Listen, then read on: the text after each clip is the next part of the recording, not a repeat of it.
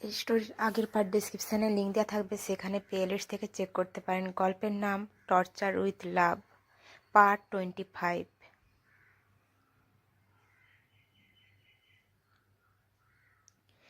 এই কারণে সে রেগে যেতে শুরু করে এবং হঠাৎ সে সামনের আয়নায় ঘুষি দেয়। আয়না ভেঙে যায়, কিন্তু এটি অভয়ের হাতেও আঘাত করে। তার হাত থেকে রক্তপাত শুরু হয়, কিন্তু তাতে তার কিছু যায় আসেনি। নিশি আর তার চলে যাওয়ার চিন্তা তখনও তার মনে ঘুরপাক খাচ্ছে, যা শুধু অভয়কে বারবার বিরক্ত করছিল। গতকাল অভয়কে ছেড়ে যাওয়া নিশি অভয়ের কথা ভাবছিল, যার কারণে সে মন খারাপ করেছিল, কেঁদেছিল, এমনকি সারা রাত ঘুমায়নি। কিন্তু আজ সে নিজেকে সামলে নিল। হ্যাঁ, সে তার মায়ের বাড়িতে একা ছিল, কিন্তু এখানে সে একটি শান্তি অনুভব করছিল, যা সম্ভবত এই সময়ে তার খুব প্রয়োজন ছিল। অভয়ের ভিলা। বংশ এবং মিষ্টি, ভাই আর বোন, উভয় হলের মধ্যে দাঁড়িয়েছিল। তাদের মুখে বিরক্তির ভাব ছিল এবং তাদের চোখ কাউকে খুঁজছিল। বংশ মিষ্টিকে বলল, মিষ্টি, ভাইকে কোথাও দেখেছ? বংশের এই প্রশ্নে মিষ্টি বলল, না, আমিও তাকে খুঁজছি। মিষ্টির এই উত্তর শুনে বংশ এবার মনে মনে বলল, জানি না ভাই কোথায় গেছে, ভালো আছে তো নাকি? বংশ মনে মনে কথা বলল। তারপর সে এক সার্ভেন্টকে দেখতে পেল, যাকে সে একই প্রশ্ন করল, অভয়কে সে কোথাও দেখেছে?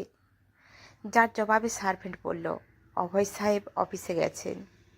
সার্ভেন্টের এর উত্তর শুনে বংশের মুখে একটু প্রশ্নবোধক ভাব ফুটে উঠল, কারণ তখনও অফিসের সময় হয়নি। মানে অভয় তাড়াতাড়ি চলে গেছে, তাই তাকে কোথাও দেখা যায়নি। এবং তাকে না দেখে বংশ ও মিষ্টি দুজনেই চিন্তিত হয়ে পড়েছিল। কিন্তু এখন তারা দুজনেই জানতে পেরেছিল অভয় কোথায়, তাই দুজনেই স্বস্তির নিঃশ্বাস ফেলল। এরপর বংশ অফিসের উদ্দেশ্যে রওনা দিল এবং যাবার সাথে সাথে মিষ্টিও সেখান থেকে চলে গেল। কিন্তু তার মুখের অভিব্যক্তি যেন সে কিছু চুরি করতে যাচ্ছে। কিছু সময় পর বংশ ট্রাফিকের কাছে দাঁড়িয়েছিল। সে তখনও তার ভাই অর্থাৎ অভয়কে নিয়ে চিন্তিত ছিল। ঠিক তখনই আরেকটি গাড়ি এসে খুব দ্রুত তার গাড়ির পাশে দাঁড় করিয়ে দিল। বংশের মনোযোগ সেই দিকে গেল এবং হঠাৎ বংশের চোখ জ্বলে উঠল। সে সম্ভবত সেই গাড়িতে বসা ব্যক্তিকে ডাকতে চলেছে, কিন্তু তখনই ট্রাফিক সিগন্যালের আলো সবুজ হয়ে যায়। গাড়িটি এগিয়ে যায় এবং সেখান থেকে যেতে শুরু করে। বংশ দেখে সেও সেই গাড়ির পেছনে গেল। আগে বংশ নর্মাল গাড়ি চালাচ্ছিল, কিন্তু হঠাৎ সে খুব দ্রুত গাড়ি চালাতে শুরু করে, কারণ সে যে গাড়িটিকে তাড়া করেছিল সেটিও এখন খুব দ্রুত গতিতে চলছিল, যেন বংশ থেকে পালানোর চেষ্টা করছে। কিন্তু একটি সিংহ আর অন্যটি এক চতুর্থ সিংহ। এমন পরিস্থিতির সৃষ্টি হয় সেখানে। গাড়ি যত দ্রুত ছুটছিল তত দ্রুত পৌঁছাতে অনড় ছিল বংশ। একটি আন্দোলন এমন ঘটে যে উভয় গাড়ি একে অপরকে অতিক্রম করে। তবে এটি ঘটলেও বংশ বা গাড়িতে বসা ব্যক্তি কেউই প্রভাবিত হয় না। এখন সে ভীত চোখে বংশের দিকে তাকিয়েছিল। তারপর সে আবার দৌড়াতে শুরু করে। বংশ আবার দ্রুত তার পিছু নেয়। পালানোর এবং ধাওয়া করার এই প্রক্রমটি তাদের উভয়কে অনেক দূরে নিয়ে যায় এবং এমন একটি রাস্তায় যেখানে খুব কমই যানবাহন চলাচল করছে। বংশ এত দ্রুত এটি করছিল যে অন্য গাড়িটি নিজেকে নিয়ন্ত্রণ করতে না পেরে এসে বংশের গাড়ির সাথে ধাক্কা খায়। সংঘর্ষ এতটাই শক্তিশালী ছিল যে বংশের গাড়ি পুরোপুরি কেঁপে ওঠে। তারপরে এক মুহূর্তের জন্য সব কিছু থেমে যায়। গাড়িতে বসা ব্যক্তিটি খুব অবাক হলো, বংশ একটু অবাক হলো, কিন্তু পরের মুহূর্তে সে জ্ঞান ফিরে পেল এবং সে তার গাড়ি থেকে নেমে অন্য গাড়িতে বসা ব্যক্তির দিকে এগিয়ে গেল। ব্যক্তিটি যখন দেখল যে বংশ তার দিকে এগিয়ে আসছে, তখন তার বিস্মিত মুখে কিছুটা চিন্তার ভাব ফুটে উঠল। তিনি আবার গাড়ি স্টার্ট করার চেষ্টা করেন, কিন্তু সংঘর্ষের কারণে গাড়িটি ক্ষতিগ্রস্ত হয়, তাই স্টার্ট হয়নি। গাড়ি না চললে ওই ব্যক্তি গাড়ি থেকে নেমে পালাতে শুরু করেন। পংস এই দেখে সেও তার পিছু ছুটল। দুজনের মধ্যে আবার টানাটানি শুরু হলো। রঘুবংশী ম্যানশন। মিষ্টি এই প্রাসাদের বাইরে দাঁড়িয়েছিল। সে একবার পুরো প্রাসাদের দিকে তাকালো এবং তারপর প্রাসাদের ভেতরে চলে গেল। মিষ্টি প্রাসাদের ভেতরে গেলে 5-6 জন লোক তার জন্য অপেক্ষা করছিল মিষ্টিকে স্বাগত জানাতে। তারা উঠে দাঁড়ালেন যেন সে রাজকন্যা, কিন্তু মিষ্টি সেসব না দেখে সে শুধু একজনকে জিজ্ঞেস করল, একাংশ কোথায়? লোকটি উত্তর দিল, ম্যাম, স্যার তার রুমে আছেন। লোকটির কথা শুনে মিষ্টি ধীরে ধীরে হ্যাঁসূচক মাথা নাড়ল। সে আর কাউকে আর কোনো প্রশ্ন না করে সামনের সিঁড়ির দিকে পা বাড়ালো, যেগুলো ওপরে ওঠার জন্য। মিষ্টি একটা রুমে উঠে আসে, যেটা একাংশের। তাই রুমে ঢুকতেই মিষ্টির চোখ তাকে খুঁজতে লাগলো, কিন্তু সে রুমের কোথাও একাংশকে দেখতে পেল না। মিষ্টির মুখে একটা প্রশ্নবোধক ভাব ফুটে উঠল এবং সে নিজেই বিড়বিড় করে, সার্ভেন্ট বলল একাংশ তার ঘরে আছে, কিন্তু এখানে কেউ নেই। মিষ্টি এই কথা বলার সাথে সাথেই একটা ভারী কণ্ঠ ভেসে এলো, ধীরজ, আমার তোয়ালে টেবিলে রাখা আছে, আমার জন্য নিয়ে এসো।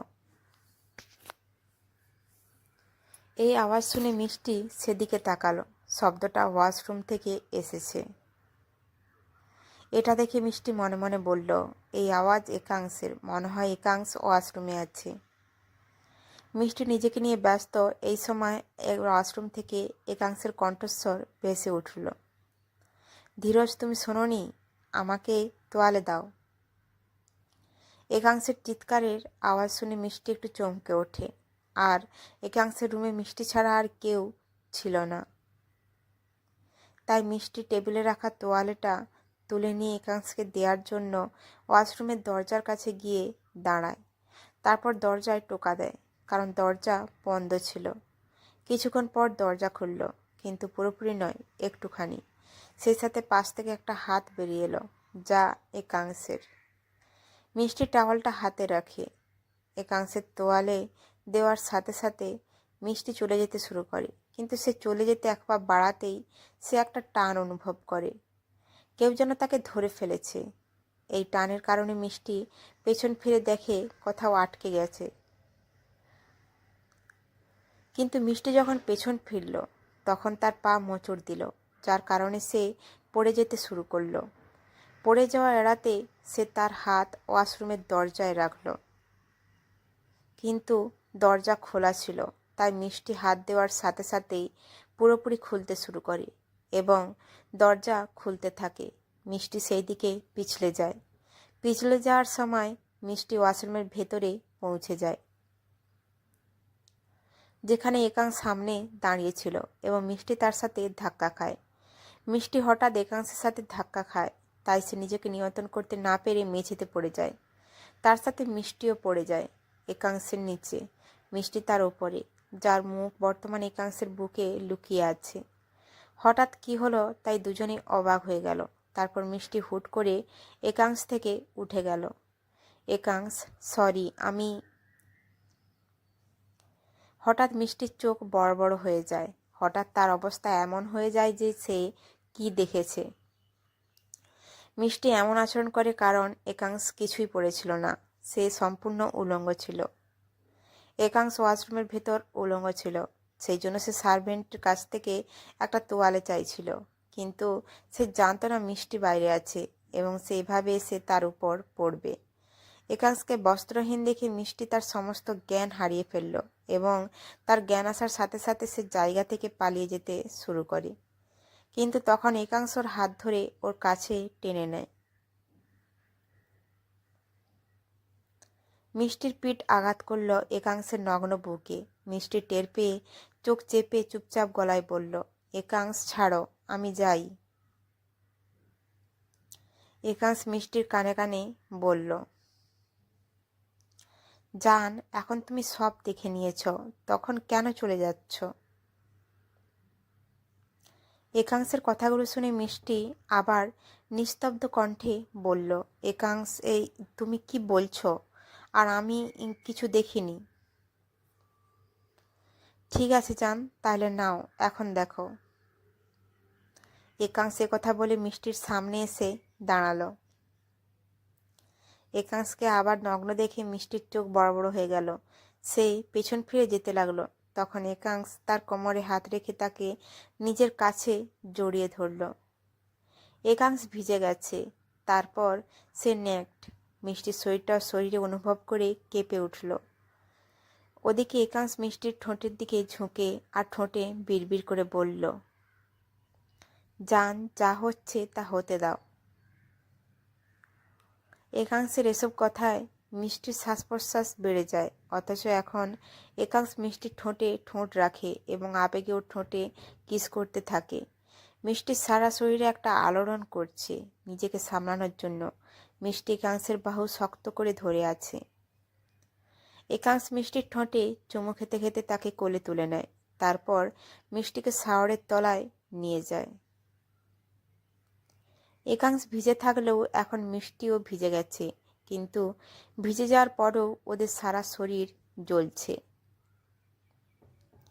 একাংশের ঠোঁট তখনও মিষ্টির ঠোঁট চুষতে থাকে। সেই সাথে মিষ্টির হাতটা ধরে নিজের বুকে রাখলো, তারপর ধীরে ধীরে মিষ্টির হাতটা ওর বুক থেকে ওর নিচের দিকে নিয়ে গেল। মিষ্টির হাতটা তার শক্ত অংশে রাখলো। মিষ্টি যখন এটা বুঝতে পারে তখন সে ভয় পেয়ে যায়। একাংশ এটা দেখে মিষ্টির ঠোঁটে চুমু খেতে খেতে বলল, ভয় পেও না জান, কিছুই হবে না। আর এখন ফিরে যেও না, আমি এটা নিয়ন্ত্রণ করতে পারছি না মাই লাভ। আমার তোমাকে দরকার লাভ। এসব বলতে বলতেই একাংশ মিষ্টির চোখের দিকে দেখতে থাকে। একাংশের আকুতি তার হালকা নীল গভীর চোখে স্পষ্ট দেখা যাচ্ছিল। মিষ্টিও দেখছিল। মিষ্টি কয়েক মুহূর্ত একাংশের চোখের দিকে তাকিয়ে থাকলো, তারপর চোখ বন্ধ করে একাংশের ঠোঁটে ঠোঁট নাড়তে লাগলো। সে আবেগে একাংশের ঠোঁটে কিস করতে লাগলো আর আস্তে আস্তে একাংশের শক্ত অংশে তার হাত নাড়তে লাগলো। মিষ্টি এগিয়ে গেলে একাংশ এগিয়ে যেতে লাগলো। তার হাত মিষ্টির টপ খুলে ফেলতে লাগলো। মুহূর্তের মধ্যে মিষ্টির টপটা খুলে মেঝেতে ফেলে দিল। মিষ্টি একটা গোলাপি রঙের ব্রা পরেছিল, যেটা ওর দুধসাদা শরীরটাকে আরও আকর্ষণীয় করে তুলছিল। মিষ্টিকে এভাবে দেখে একাংশ তার সম্পূর্ণ নিয়ন্ত্রণ হারিয়ে ফেলে। তিনি মিষ্টিকে সেখানে দেওয়ালে পিন দেন এবং এখন মিষ্টির ঠোঁট ছেড়ে সারা শরীরে চুমু খেতে শুরু করেন। তার ঠোঁট খুব গভীর এবং কামুক ছিল এবং মিষ্টির ঘাড়, কাঁধ, কান এবং ক্লিভেজে সর্বত্র নড়াচড়া শুরু করে। এবার সে মিষ্টির ব্রাটা ওর শরীর থেকে আলাদা করে দিল। এই মুহূর্তে মিষ্টির লজ্জা লাগে। সে হাত দিয়ে নিজেকে আড়াল করতে থাকে, কিন্তু তখন একাংশ তার ঠোঁট তার বেষ্টে রাখে। সে তার স্তন তার মুখে নেয়। মিষ্টির মুখ থেকে একটা চিৎকার বেরিয়ে আসে, একাংশ, আ। মিষ্টির এই আওয়াজ একাংশকে আরও উত্তেজিত করে তোলে। সে দু হাতে মিষ্টির ব্রেস্টে টিপতে থাকে, সেখানে বাইট দেয়। একইভাবে সে এগিয়ে গিয়ে মিষ্টির পেটে চুমু খেতে লাগলো। মিষ্টির পেটে চুমু খেতে খেতে সে মিষ্টির নিচে শরীরের কাপড়ের ভেতর হাত ঢুকাতে লাগলো। মিষ্টি যখন বুঝতে পারে একাংশ কি করছে, সে একাংশের হাত ধরে। মিষ্টি এটা করতেই একাংশ মিষ্টির নাভি চুষে বলল, জান, তুমি আমাকে স্পর্শ করেছ, এখন আমাকেও তোমাকে স্পর্শ করতে দাও। আমাকে আর কষ্ট দিও না। এতে একাংশ মিষ্টির নাভিতে শক্ত করে বাইট দেয়। ব্যথায় মিষ্টি একাংশের হাত ছেড়ে দেয়। তখন একাংশ মিষ্টির নিচের শরীরের কাপড়ের ভেতর হাত ঢুকিয়ে দিল। সে সেখানে মিষ্টির স্পর্শকাতর অংশ স্পর্শ করল এবং নেশাগ্রস্ত গলায় বলল, সো সফট জান। মিষ্টি লজ্জায় লাল হয়ে যায়। সে তার মুঠি চেপে ধরে নিচু স্বরে বলে, ইটস জাস্ট ইয়োর্স একাংশ। মিষ্টির কথা শুনে একাংশ এক ভ্রু তুলে ওর মুখের দিকে তাকালো। একাংশকে এভাবে তাকিয়ে থাকতে দেখে মিষ্টি আরও লজ্জা পায়। সে চোখ বন্ধ করে ফেলে। আর মিষ্টির এই লজ্জা দেখে একাংশ হাসে। তারপর মিষ্টির স্পর্শকাতর অংশে আঙুল চেপে আবেগঘন কণ্ঠে বলল, yes, this is just mine জান। You are mine, your everything is mine. একাংশের প্রতিটি কথাই প্রমাণ করে যে মিষ্টি তারই। অন্যদিকে মিষ্টি এখন হাহাকার করছিল, কারণ একাংশ তার সাথে যা করছে তাতে সে সামান্য ব্যথা অনুভব করছিল। ধীরে ধীরে মিষ্টির ব্যথা বাড়তে থাকে। একাংশ এগিয়ে যেতে থাকে। মিষ্টির নিচের ড্রেসটাও খুলে ফেলল। সে তার পায়ে, তারপর তার উড়তেই চুমু খেতে লাগলো। ঠিক সেভাবেই মিষ্টি স্পর্শকাতর অংশে ঠোঁট রাখলো। সে সেখানে চুমু খেতে লাগলো। মিষ্টি একটা উন্মেদনা জেগে ওঠে। সে একাংশের চুল শক্ত করে ধরে এবং তার মাথা দেওয়ালে চাপ দেয়, আর একাংশ তাকে সমর্থন করার জন্য মিষ্টির কোমরের চারপাশে শক্ত করে ধরে। মিষ্টি চিৎকার শুরু করলো, আ। তখনও একাংশ তার স্পর্শকাতর অংশ থেকে ঠোঁট সরিয়ে দিল। মিষ্টির মুখের সামনে মুখ নিয়ে এসে ওর চোখের দিকে তাকিয়ে বলল, জান, এরপর যা ঘটবে তাতে ভয় পেও না, একটু পেন হবে। I will try to be gentle. একাংশের কথায় মিষ্টি তাকে জড়িয়ে ধরে। একাংশ মিষ্টির চুলে হালকা চুমু দেয়। এরপর এবং সে মিষ্টির সংবেদনশীল অংশের সাথে তার নিজের প্রাইভেট অংশকে সামঞ্জস্য করে। তারপর এক ঝটকায় তার শরীরে প্রবেশ করে। মিষ্টি প্রচণ্ড ব্যথা অনুভব করল, যার কারণে সে তার ঠোঁট দাঁতের মাঝে চেপে ধরে একাংশের পিঠে শক্ত করে নখ খুঁড়তে লাগলো। একাংশ পাত্তা দেয়নি। সে মিষ্টিতে হারিয়ে গেছে এবং বেশ নিবিড়ভাবে তার সাথে ঘনিষ্ঠ হতে শুরু করে। জেন্টেল হওয়ার কথা বলেছিলেন, কিন্তু বাস্তবতা ছিল অন্য কিছু। মিষ্টির সাথে সে এত গভীর ঘনিষ্ঠ হয়ে উঠছিল যে মিষ্টি যন্ত্রণায় কান্না থামাতে পারছিল না। কিন্তু যখন ব্যথা কমে যায়, তখন মিষ্টি একাংশে নিজেকে হারানো থেকে নিজেকে আটকাতে পারে না। সে একাংশের শরীরে চুমু খেতে থাকে। একাংশ তার সাথে ঘনিষ্ঠ হতে থাকে। দুটি ভেজা শরীর আগুনের মতো জ্বলে উঠল, যা শাওয়ার থেকে পড়া ঠান্ডা জলও নিভাতে পারেনি। আপনারা চিন্তা করবেন না, অভয় আর নিশির মধ্যেও এরকম পাঠ নিশ্চয়ই আসবে কিছুদিনের মধ্যে। অপর প্রান্তে যে ব্যক্তিটিকে বংশ তাড়া করছিল, সে এখন তাকে ধরে ফেলেছে এবং তাকে ধরার সাথে সাথে সে তাকে শক্ত করে ধরে, যাতে সে আর পালাতে না পারে। কিন্তু সেই ব্যক্তি তার সমস্ত শক্তি দিয়ে নিজেকে বংশের হাত থেকে মুক্ত করার চেষ্টা করছিল এবং বংশের দিকে রাগের দৃষ্টিতে তাকিয়েছিল, যেন সে তাকে কাঁচা খাবে। বংশী সে ব্যক্তির পেছনে ছুটতে ছুটতে ক্লান্ত হয়ে পড়েছিল এবং ক্লান্তির কারণে সেও রেগে গিয়েছিল। সেও সেই ব্যক্তির দিকে রাগ করে তাকিয়েছিল। তারপর হঠাৎ সে তার হাতের নখরে ব্যক্তির চুল শক্ত করে ধরে তার মুখ তার কাছে নিয়ে এসে তার ঠোঁটে তার ঠোঁট রাখল। বংশী ব্যক্তিকে তার ঠোঁট শক্ত করে কামড়ে দিল। মিষ্টি এবং একাংশ একে অপরের খুব ভালোবাসছিল। তারা তখনই থামে যখন তার উভয় ক্লান্ত এবং অবসন্ন হয়ে পড়ে। তারপর একাংশ নিজেকে পরিষ্কার করে মিষ্টিকে কোলে নিয়ে রুমে এলো। মিষ্টিকে বিছানায় বসিয়ে কম্বল দিয়ে আড়াল করে আদর করে বললেন, ডার্লিং, তুমি বিশ্রাম করো, আমি আসছি। একাংশ সেখান থেকে চলে যায়। একাংশ চলে যাওয়ার সাথে সাথে মিষ্টির মুখ ফ্যাকাশে হয়ে যায়। সে কম্বলের নিচে নিজেকে ভালো করে ঢুকিয়ে রেখে ভয়ে ভয়ে নিজেকে বলল, কি হয়ে গেল আমার আর একাংশের মধ্যে? আর ভাই যদি জানতে পারে? মিষ্টি শেষ কথা বলার সাথে সাথে তার মুখে খুব ভয়ের ভাব ফুটে ওঠে। মিষ্টি এবং একাংশ গত 1 বছর ধরে সম্পর্কের মধ্যে আছে। তাদের মধ্যে প্রচুর ভালোবাসা আছে, তবে